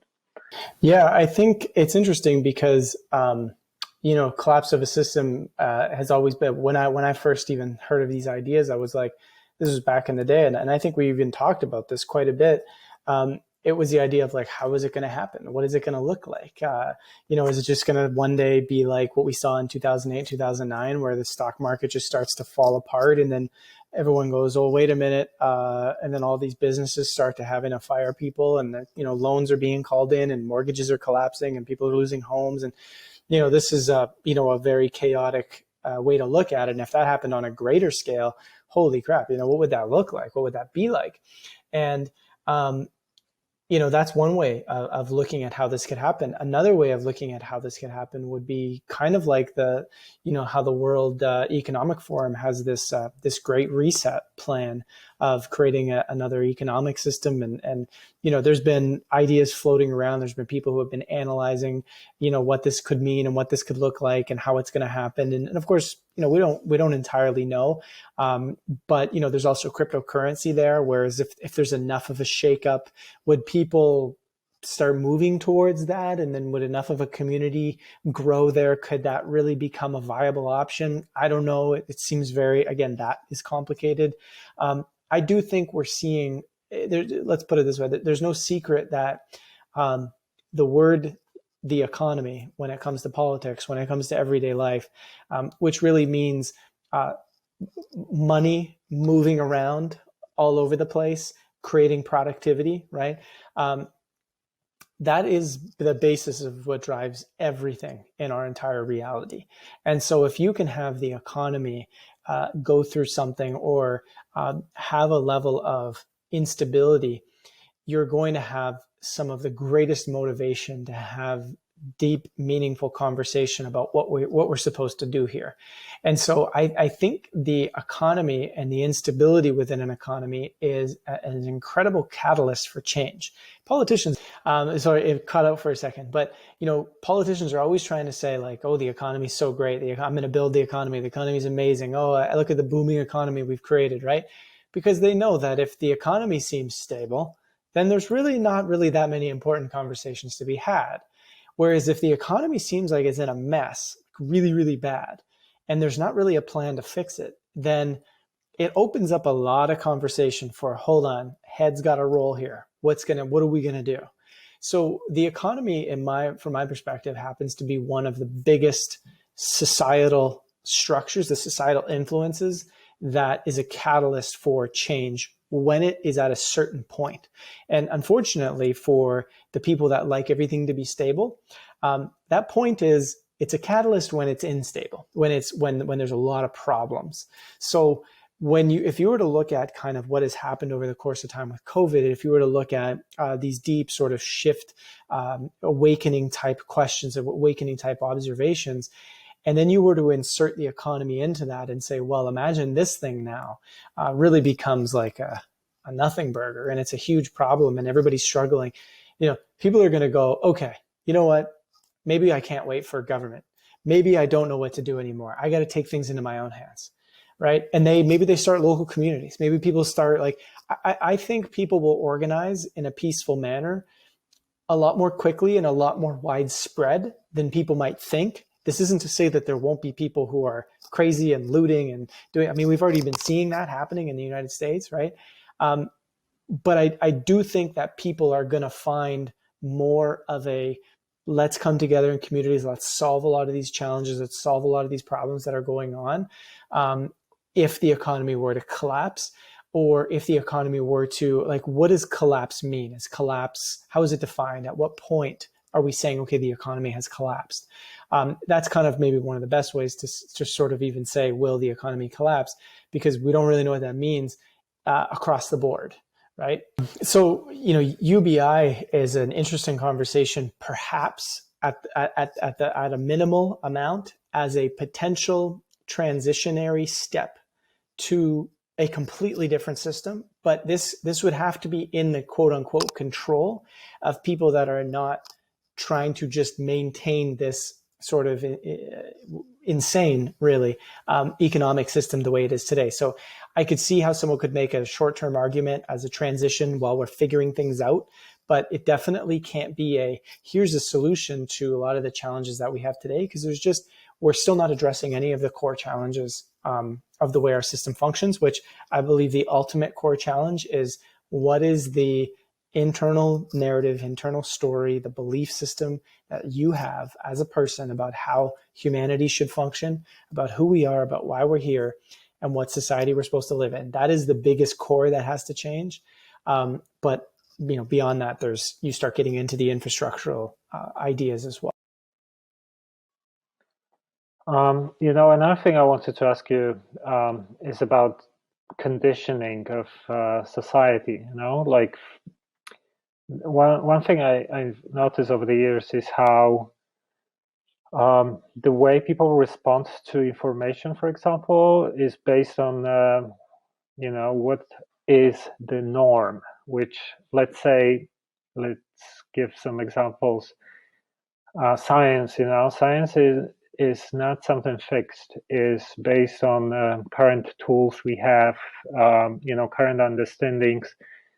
And if you look at the history, we constantly had some understandings, and then 100 years later, new understandings became the norm. Like a couple of hundreds of years ago, if you would tell someone that there are these microorganisms all over your body, and you cannot see them, but they're on your hands and they can cause disease, like people would think this is madness. Or and then someone discovered some patterns, and how that people who are not washing hands, they were actually causing. I think there was this Hungarian guy who was a doctor. He was actually ridiculed throughout his life for these theories.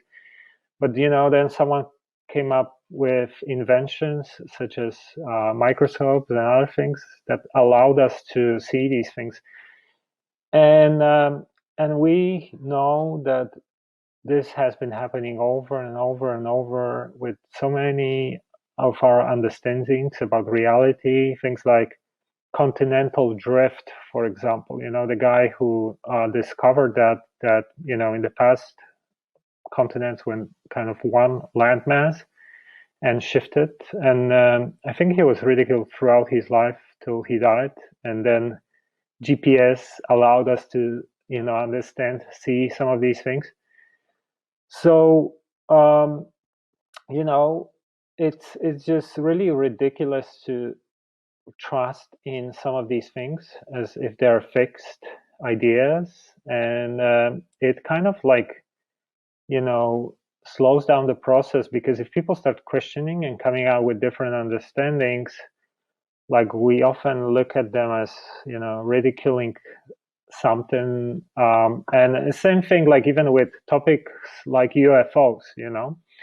If you mention the word UFO or alien or extraterrestrial, like people smile straight away, and and no one even thinks about it very seriously. And why is that? If you think about it, like obviously there's so much information confirming that like projects like Stephen Greer's interviewing high governmental officials and military people who talk about their encounters, and then when you start digging, there's tons of evidence. So it should be a serious subject, but because of conditioning, because first thing that comes to your mind is some association with funny sci-fi movie, or something that little green man on Mars, like these kind of subjects. That's why we react in this way. And I think it's just a lot of our reactions are part of conditioning, and which is kind of slowing down the progress and not allowing people to really question and look at things from a different angle. So I want to know what's your view about it. Yeah, I definitely think that conditioning does happen. It can happen from society regulating society, meaning like I have a conversation let's say I'm 16 years old and I'm interested in UFOs, and I go to an uncle and I have a conversation with him and he goes, haha, that's such a silly idea. And then maybe I'm like, ooh, and I never really think about it again because I kind of have this association with an elder that I respect saying something, and it made me feel a way where I felt silly. And so I never really look at it again. So that's an example of sort of society just regulating itself. But then you might have mainstream media where we know there are situations where whether it be the CIA, who's had relationships with mainstream media, or whether it be people that are not part of that necessarily intelligence agency, but some other agency or powerful corporation or something who is able to control a story by having a relationship with someone powerful in the newsroom, and suddenly a story is changed or is buried or is not talked about in a particular way. That might be a more nefarious, if you will, way of looking at it, right? Where someone who had intentions of making sure that this wasn't going to come out, making sure that there's a cover up to some extent, they would be able to come influence. And so in that way that they might even be able to ridicule the subject, right? We know that there was a very big ridicule campaign. This was planned and orchestrated by the CIA, by government, when it came to extraterrestrials for a very long time. They chose to ridicule. That was part of what they wanted to do. There's evidence of that. So when you start to look at that, you go, well, that's an example of government and powerful interests actually choosing to ridicule. So there's different ways of how we're controlled within society, and it definitely does have a really big impact. And again, one of the big ways to sort of thwart that is to really become self-aware and to have a great relationship with yourself, because there's a lot of things that we can. When you look at how a scientific theory is even developed, right?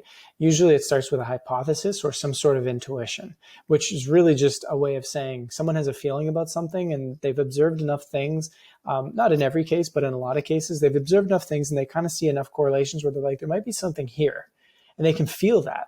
And they might hit one roadblock, but their intuition and their passion pushes them past that. And they might hit another roadblock, but they're like, I still feel like there's something there. And they keep looking. And then eventually they get to a point where they're like, yes, here it is. And I can now prove what I'm doing. Or what pushed us through that process was a feeling that something was there. And you really can gain a relationship with that feeling. And it's not that feeling becomes 100% like your truth now, like this is blah, blah, blah. It's that it guides you. It can help you understand. It can help you explore. It can help you move in specific directions. And in that sense, like for me, regardless of everybody laughing and saying that, it was silly to talk about vaccines, to talk about UFOs, to talk about all these things over the last 11 years, we knew something was there. And, now UFOs is much more a mainstream conversation, right? Like it never used to be, but it's really big now. The vaccine debate has become so huge. Mainstream media will tell you it's due to the fact that fake news is too big of a problem on the internet. The basic science. So just looking at the science, nothing else, no analysis, just the science tells you that we should be questioning vaccines. It doesn't tell us that every vaccine is going to kill everybody and every vaccine is dangerous poison and no, but what it tells us is that vaccines aren't safe for everybody, that we really need to be looking at what's going on with vaccines, that they have caused a lot of issues, and that deeper, serious scientific exploration needs to go on there. But we're not allowed to have that conversation because we've been controlled into thinking that, no, there's nothing wrong with vaccines, and anybody who questions it is an anti-vaxxer. But deep down, there's something weird here with this form of immune therapy, because that's all it is. It's immune therapy, right? A vaccine just helps the immune system build. However, it doesn't do that in all cases, and it doesn't do that for everybody. And it's an ancient idea. It's an idea that is kind of like, well, if these germs are so dangerous all the time, and building a strong immune system is not possible unless you have this intervention, then we need to have this intervention. Well, what happens if we start looking at our soil quality, our food quality, our the amount of pesticides and environmental toxins that are everywhere? Is that perhaps the greater issue that's causing such issues within the immune system? We now have all the sanitation. We now have all the basic hygiene, practices that build our immune system much past what the constant stress it was under back in the day when people were able to get sick and die from very basic things. Improved sanitation has dramatically eliminated diseases, right? But are we now obsessing over it? Are we now getting to the point where every 5 seconds we have Purell on our hands, which now produces the opposite result, where now we have no immune system and superbugs are building, right? We need germs, we need bugs, we need viruses, if you will, to help build the immune system. So all these little ideas relate to this idea of, are we being controlled? Are we being sort of conditioned into believing certain things? Absolutely. And it happens on a lot of levels, based on a lot of different motives, but mainly based on ideas of, we become concrete in our positions. And the moment we can become concrete in our positions, the moment we become unscientific, and the moment we lose our curiosity, and we lose that sort of childlike exploration of like, hey, what else is out there? Like you were saying with the guy who the germs on the hands, and he would say, oh, you can't really see them, but they're making you sick, right? It's like people with ghosts. I know you can't see them, but they exist. And other people are like, no way, no way. Well, we do have tools that measure electromagnetic frequencies that are around. We have enough evidence brought together over the course of time that has shown there's something else within our reality, but we're not accepting it because we've reached a point where there's never going to be enough evidence, because our world view is based around material science. This idea that the only thing that's real is that which we can see and touch. And I've already decided that ghosts are outside of that. Therefore, it can never exist, no matter how much evidence is presented. It's interesting. Yeah, no, it's funny because it's exactly the same story, like with germs and bacteria hundreds of years ago. It was invisible until someone saw some correlations and invented some tools to see these things. And it might be exactly the same thing with seeing these entities, ghosts, spirits, or all these things that we heard throughout the centuries that people reported to have experiences of. And we know that, we see very tiny percentage of like the electromagnetic spectrum. So, maybe there is something there, but we don't have tools to measure these things, and all these stories, that's what they were talking about. And one day we're gonna maybe invent technologies that gonna allow us to explore some of this stuff. But obviously mainstream science is just gonna ignore it, ridicule it. I was listening to an audiobook recently by this guy, I think his name is Dean Radin, the scientist who is actually looking into parapsychology, and he was talking about studies in parapsychology, and there was this woman who really looked into a lot of these studies and everything, methodologies and everything, and then when she was talking to skeptics and mainstream scientists about like the findings that were extremely convincing, they wouldn't even want to look into this stuff. They wouldn't even want to understand any of this. So, and that seemed to be the pattern among literally every single one of them. So it almost like they didn't even bother to review this kind of information. So how can they ever approve anything like that? It's again, like, it just shows corruption and how ego works. And, as with everything, it's all about influence, as with every other area. It's not like unbiased subject, which a lot of people think, science is just method of measuring things, and it's just subjective. But people who are getting involved in that, they have agendas and they have mechanism how they act as well. So yeah, that's but another thing I wanted to ask you is actually, what tools do you use on your journey, in terms of like personal development techniques that really help you, and maybe you can tell us like what works for you, and also like if you have any books or things like documentaries that you can recommend that really impacted you. Yeah. For me, a lot of my go-to, I guess, tools has really just been creating time for silence. One of the big sort of, I guess, practices that you could say I've used the most, aside from various bits of breath work over the course of time, has really just been taking time to actually unwind, disconnect, be silent, be with yourself, and put your phone away, put your computer away, and see what comes through. See, after you let all the noise and the distractions come down, you actually see what's there. You actually see a voice. You actually see what you're interested in. You actually see what bothers you, what is sort of operating subconsciously. And when you become aware of that kind of stuff, you actually start to gain a little bit of a foothold over it. And then over the course of time, you can disempower it through just being aware, being able to observe patterns that you're repeating over and over and over again. And when you stop repeating them, you disempower their ability to have sort of automatic power over you. You move from a position of reacting to your life, to reality, to being able to respond to it. So you're now able to see, okay, something happened, and how am I going to respond to this situation, versus something happens and you're just boom, reacting and just going and doing whatever it is that you're doing.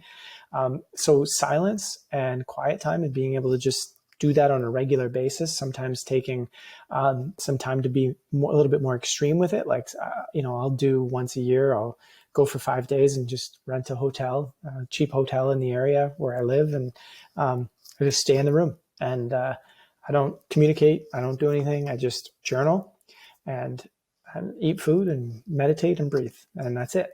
And I keep it really simple. You don't have to do anything crazy. You don't have to do anything special. And a lot will come through. And you could just reflect, write out, journal out, like, how do I feel? And, what's going on? How has my year been? What could I change within my year? What's something I want to improve about myself, or whatever it might be? The more you do that, the more you build a deeper sense of relationship with self, and the more you're even going to start to weed through the things that you think you want and the things that you truly do deep down want to have or experience or go through, or whatever it might be, right? And that's something that's built over time. So there's no mistakes in this journey. It's just discovering greater and and deeper connection with the self. So that's one of the tools. I also use breath work quite a bit. It's been something that I came into back in 2009, right at the beginning of my journey, and I thought was interesting. I was kind of amazed with how much you could use the breath to gain peace, gain a clear mind, move past times where your mind is just kind of moving, just boom, boom, boom, boom, boom, boom, boom, boom. And in that silence, you can reflect, you can observe, and you can, really move through stuff. For me, in terms of books, I don't know. Sorry to cut you off. Yeah. Can you tell us what kind of technique you use with the breath? With the breathing? I've been, just using quite a lot of Wim Hof over the last few months. Is it something similar to Wim Hof's method, or like the breath of fire, like rapid breathing? Yeah, so both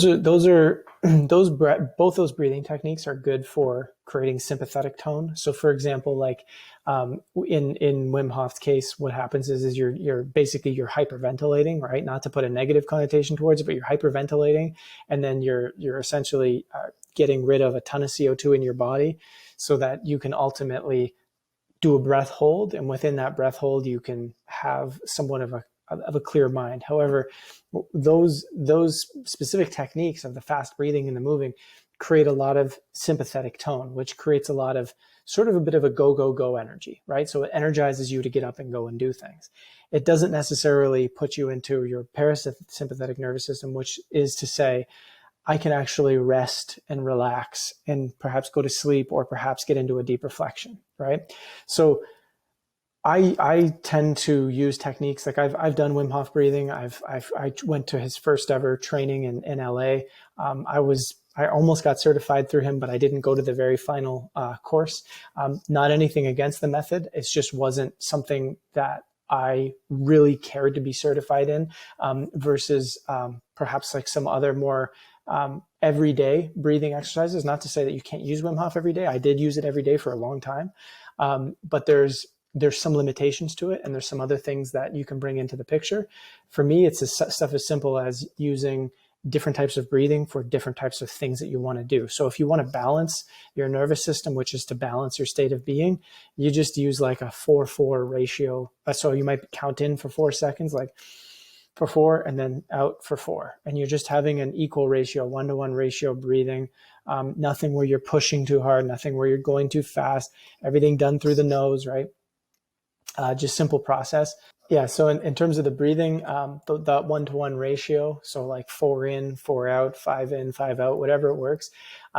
This sort of slow breathing will just balance out your nervous system. There's nothing extreme. It's just pretty simple. You can use it anytime. I use stuff like that. If I'm really trying to relax, or if I'm trying to get into like kind of a deeper state of calm, that might also help to, I'll then move into a meditation to get higher states of clarity. I'll use something like a 1-2 ratio. So you might breathe in for 3 seconds and out for 6, or in for 4 and out for 8. And again, you're not forcing anything. You're not pushing anything. You're not straining yourself. You're exhaling longer than you inhale. And that really promotes a move into more of your parasympathetic nervous system. So again, you're kind of resting, you're moving into calm, right? But it's not to view either the sympathetic or parasympathetic as the one you want to be in or not. They each have their place, right? If you want to get ready and go and really start your day and get up and go, Wim Hof is great in the morning because it's a way to get your sympathetic nervous system moving and get yourself kind of energized to go. But would you use Wim Hof right before bed? Maybe not. It might actually energize you a little bit too much. It depends on the person too, because if you're extremely tired, then it kind of won't really matter. But if everything's kind of balanced and regulated within your body, it'll actually energize you, right? So I tend to use those simple methods. Again, most of the stuff isn't overly complicated. It's just kind of simple, just every day. It's about practicing whatever it is you're going to practice regularly, but also not it be a Band-Aid every time you feel upset or every time you feel bad. Meaning, like, let's say you have something coming up and you're like, oh, I'm just going to do my breathing. That's not really solving what the issue might be. Okay, I'm feeling upset. I might want to do my breathing to calm down. What am I really upset about? What's going on? What happened that is making me feel this way? What do I believe about the situation? Why do I think I was wronged?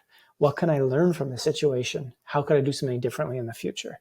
So this reflection and changing behavior is how you're actually going to solve the challenges long-term, so that these, what I call wellness practices, don't become a Band-Aid every time you feel upset. Wellness practices can literally just keep you stuck in a mode forever, because you're not actually addressing the core of what it is that you're feeling if you're feeling down and out about something. It's not to say that there's always something behind every bad feeling you have, right? It's just to say that we show up, we be intuitive, we ask questions, and we explore. And the more we do that, the more we gain a relationship with what's going on within ourselves. So a lot of those things are kind of what I do. Again, a lot of it for me is I'm open. I try not to get too caught up in any particular idea, belief, or I don't get attached to ideas about who I am or who I need to be or whatever it might be. It happens. I have my challenges at times where I feel like my work is meaningless, for example. But what does that come from? When I really look at it, for me, it came from the fact that I have this censorship society constantly telling me this story that the work is not meaningful, the work is bad, you shouldn't have this, people shouldn't see this, people shouldn't like this, right? And eventually, over the course of time, I developed this idea, like, you know what, my work's not impacting anybody, it's not doing anything, And then so I have to Where does that come? I let that go, right? So, these sorts of things happen, but you move through them, and you're just all about having the tools to help you do that. Any books that really made an impact on you, or maybe documentary films or anything like that? Yeah, I mean, I remember I've always enjoyed the story of the Peaceful Warrior, The Way of the Peaceful Warrior. I read Eckhart Tolle way back in 2009, not the Power of Now, the New Earth, it's called. Both of those books at the time were exactly what I needed. I also watched the movie, The Peaceful Warrior, which is a way of just kind of getting through some of the key concepts a little bit more quickly for people who want to watch that. I think it's a great film. Those were kind of like, I tend to read a ton at the beginning. The books that I started to read a lot more were about how to either do specific things like, say, move past trauma and stuff like that, different theories about that, getting into the, polyvagal theory and the various aspects of the nervous system that might get stuck from either micro traumas or bigger traumas. So you could look at like polyvagal theory work. There's a couple of books. I forget the name of the actual title of the main book, that the guy, and I even forget his name off the top of my head right now, but the guy who actually started it, the whole theory over the course of time, who put forth the theory. But yeah, so you can check out, his name is actually Dr. Stephen Porges is the guy who came up with a lot of the stuff around polyvagal theory. There's a lot of interesting stuff there in understanding trauma in the nervous system and what goes on there. I do believe that, our planet is in general sort of deeply traumatized in a lot of different ways. And so trauma work is useful.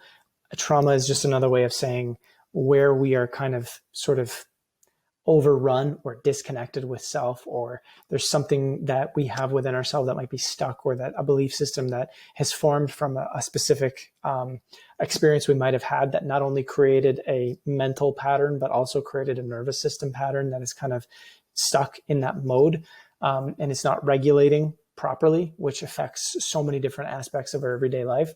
So that's interesting work. A lot of the other stuff I read is really just getting into looking at different ways of understanding humanity's challenges. Like, how can we solve energy challenges? How can we bring about new economic systems, or transition into, perhaps societies that don't require economic systems as we know them today.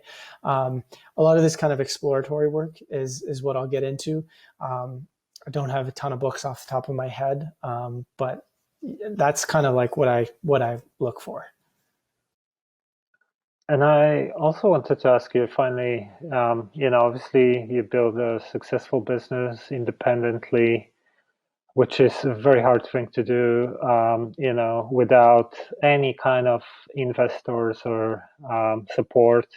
And, I'm curious, like, maybe you can share some of your decision-making processes, or things like time management techniques, or anything that you kind of use, maybe some general tips here and there. I'm just curious how you kind of, like from a perspective of a business owner or a manager, like some of the best tips. Yeah, for sure. Yeah. So for me, it's easiest to kind of run through from the beginning to the end of the business, because there were some different changes. At the beginning, it was like there was this idea that if we just kept doing the work, if we just kept putting out something quality, that people would take notice and find a way to support donations, or some investor that just says, hey, just keep doing what you're doing. I don't want money to get in the way of your message. Just here's money, do what you need to do. After a couple of years of realizing that wasn't necessarily going to go in that way, I became less resistant to the idea of trying to monetize the work. And so when we started to monetize the work, it was kind of based on this decision of like, okay, well, we need funds, we need resources to do more at the end of the day, and to make this more viable, and to do this on an everyday basis. And so for me, it became about just kind of using the funds as best as possible. So a lot of the decisions I made were not necessarily about just like generating wealth to build my personal life per se. I did what I felt I wanted to do, but because I was so clear on I didn't care about, oh, you got to have all these cars and houses and crazy things and da, which there were times where there was opportunity to do stuff like that because it was a very profitable time. But I didn't take that route, which I think is an interesting thing to say off the top, just because sometimes when we're seeking the greatest level of success or the greatest level of management or the greatest level of something having to do with business, we're trying to fulfill ideas about what we think success might be. And that can actually get in the way of the whole process. So for me, I just kind of kept making decisions that were aligned with what I honestly felt was the best thing to do, which was to create content that could help humanity move things forward, hire people, treat them on the same way that I would want to be treated, never working people in a really aggressive manner or, never putting them into positions they absolutely hated, trying to keep them engaged in the process of saying, what do you want to do within the company? What do you want to do within? How do you want to grow your position, or what might, how you want things to look? Censorship came along, and the fact that we had tucked away so much money over the course of times when things were so good. So again, not choosing the Ferrari route, but just saying, hey, let's save this money because it could be a great investment for some massive project. Well, when censorship came along, our company didn't go out of business because we were able to survive like 2 years off of the savings of the company. Yeah, we had to, over the course of time, let people go. Some people left for different opportunities, so we had to cut back our costs. But we stuck to decisions that were aligned with the values that never really changed over the course of time. In terms of things like time management, I like to, when I'm really busy, I like to schedule things. So I have a couple little techniques where I'll take a piece of paper and I'll create. I don't have a pen on me, but I'll create basically like four boxes, 4 small boxes, and then a large box underneath that. And essentially, if that's a day, right? So I'm going to do no more than 4 kind of substantial things in a day.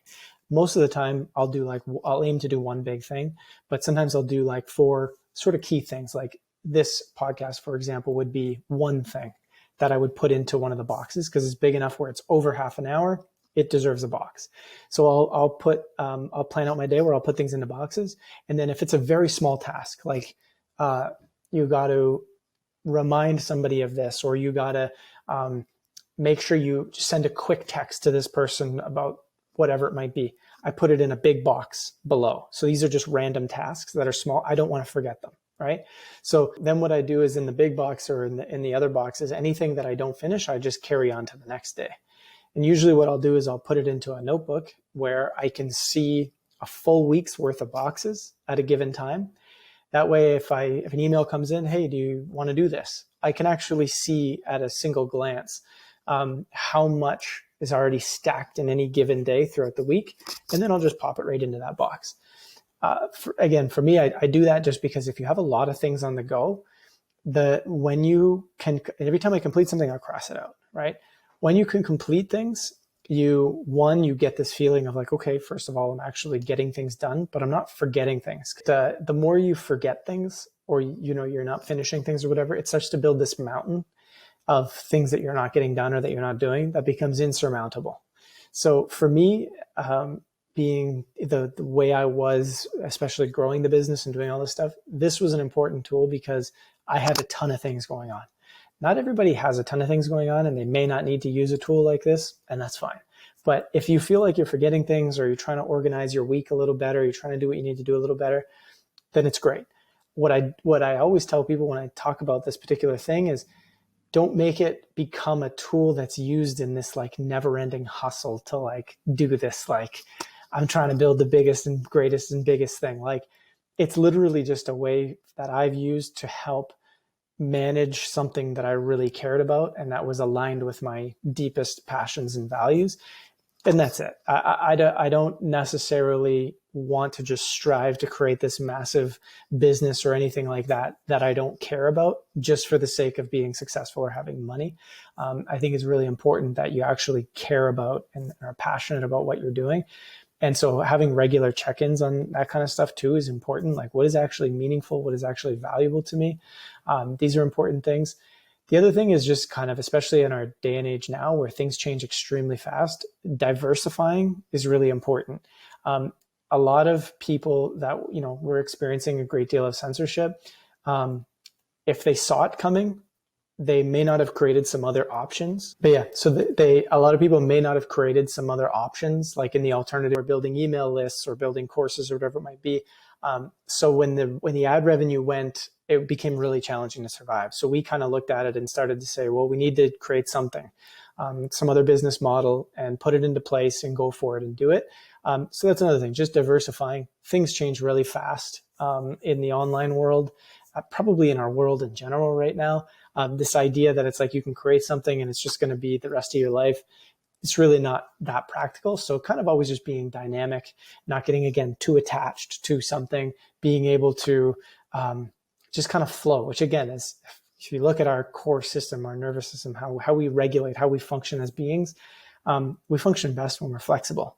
So when our nervous system matches how we actually act, you become a pretty unstoppable force in the sense of being able to move through challenges. Do you actually measure time for like specific tasks? Like say, like you put whatever 4 tasks per day, and then obviously you keep having all these things that pop up unexpectedly every day. I'm sure it happens. It happens to me as well. So sometimes you get distracted because something more important came up suddenly. And, do you actually shift and do whatever has to be done quicker and then come back? And then, because sometimes I'm sure things can drag for longer than you expected as well when you get distracted with things that pop up. So do you actually look at like weekly goals, or you have, you put yourself time, how long it should take you to finish a task or anything like that? I usually create rough ideas, like in a sense of like those 4 boxes. When I have my paper, those 4 boxes are essentially like, if it's about a half hour long, then it deserves a box, and that's a task. And does it mean that I start the other task as soon as I'm done? Not every day. Sometimes yes, sometimes no. I try not to work, and it happens. And I went years working like 10, 12 hours a day. Not that I didn't like it, but now I try not to work more than like, 5, 6 hours a day. I just, push other things into it is really important for me. And so do I time track? Like, sometimes I know, like, I'm the type of person where I'll say, okay, if I'm shooting an episode of a show, how long do I realistically need to, shoot? And I'm the type of person where I'll shoot and edit usually like right away, the same day. So it's like, how much time do I need to shoot, then upload or export it to get it ready, and then upload it, whatever. And I'll get a rough idea.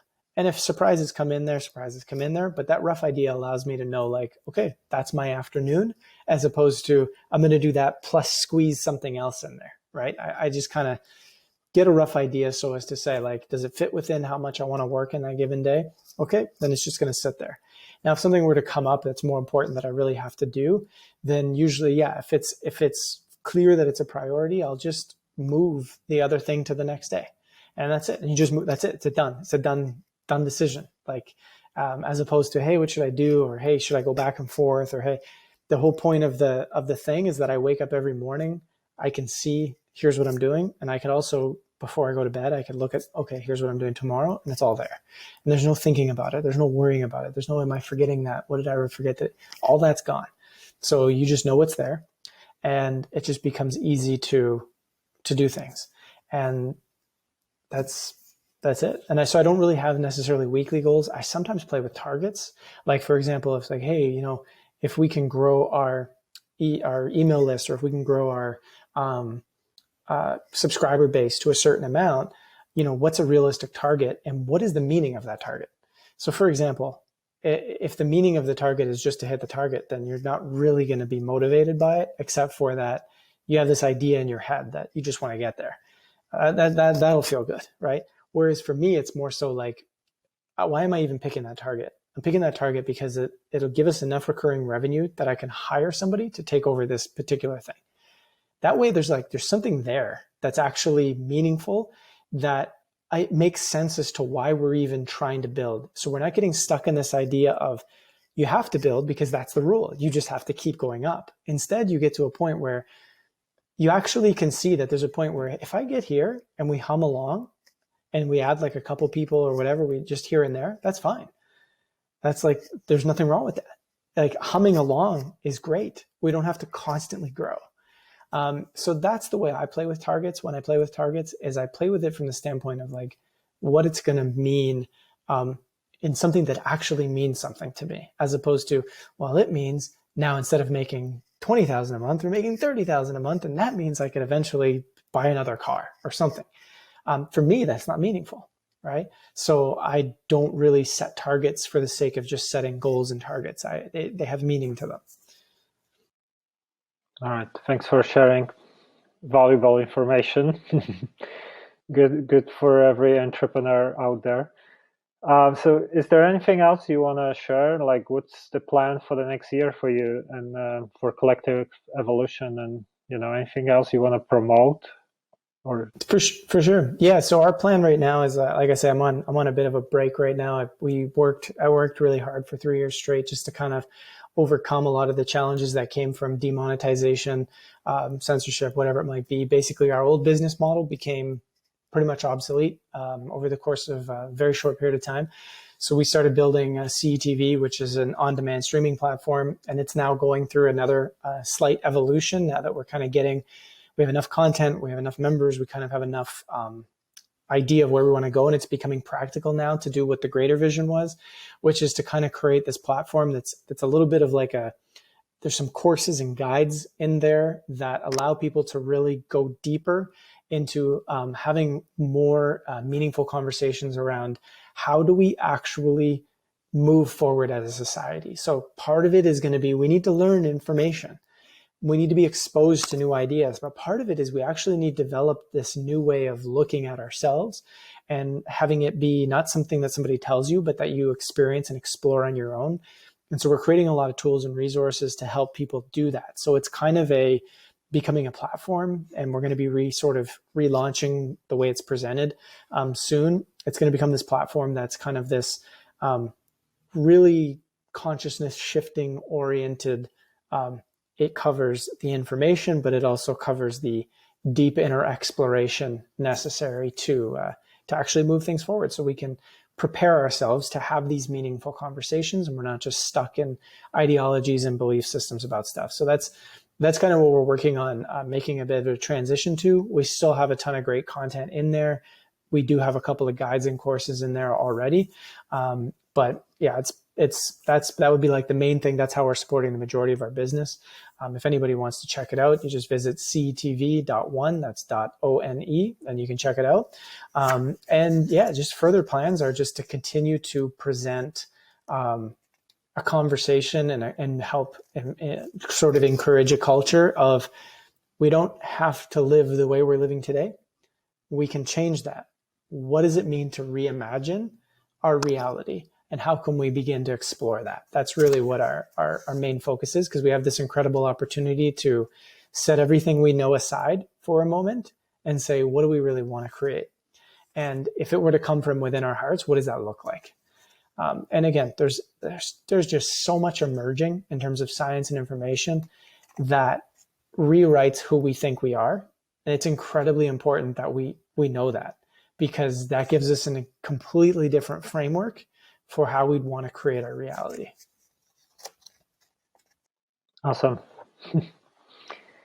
Now, thanks for sharing everything, and thanks guys for checking out another episode of Truth Fear Podcast. Until next time. Hey guys, Mike here. Just a quick note. I'm currently offering one-to-one mentoring and coaching through our Patreon page.